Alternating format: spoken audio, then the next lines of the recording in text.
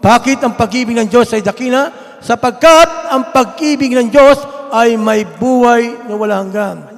Mga anak na nagpapasakop sa kanyang kalooban. Pangalawa, ang kanyang pag-ibig ay nagliligtas. Ikaw, binigyan ka ng karapatan bilang anak ng Diyos, the Son of God. Okay? Then, pangatlo, ang buhay na walang hanggan. Isinusulat ko ito sa inyo upang malaman ninyo kayong sumasampalataya sa anak ng Diyos ay may buhay na walang hanggan. May lakas loob tayong lumapit sa Kanya dahil alam nating ibibigay niya anumang hingin natin kung ito'y naayon sa Kanyang kalooban. At dahil alam nating pinapakinggan niya tayo, alam din nating ibinibigay niya ang bawat inihiling natin sa Kanya.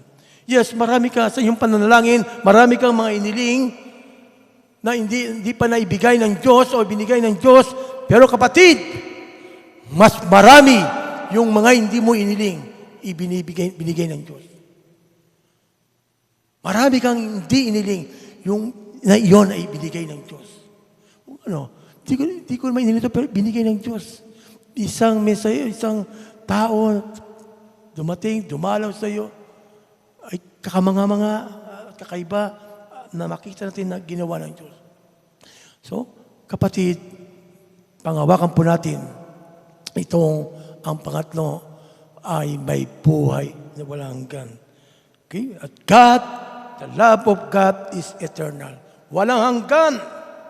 No, hindi nagmamaliw. Hindi nagbabago ang kanyang pag-ibig. Buhay na walang hanggan. Dumating man sa iyong buhay, nagkaroon ka ng mga pagsubok, nagkaroon ka ng mga kabigatan sa iyong buhay, nandyan, still, pinapadama pa rin ng Diyos ang pagmamahal. No exempted, walang exempted sa mga problema, sa mga pagsubok. Pero kung mo sabihin, kapatid, hindi ako mahal ng Diyos. Minsan may nagsabi sa akin, hindi ako mahal ng Diyos. Alam mo, kapatid, mahal ka ng Diyos kung bakit nabubuhay ka sa oras na ito. Okay? Ito ka sa mundo ito dahil sa bagas at pag-ibig ng Diyos. Tandaan ninyo, ang sumasampalataya sa akin ay may buhay na walang hanggan. Pakatandaan ninyo, ang nakikinig sa aking salita at sumasampalataya sa nagsugo sa akin ay may buhay na walang hanggan. Hindi na siya atulan, kundi nakatawid na siya sa buhay mula sa kamatayan.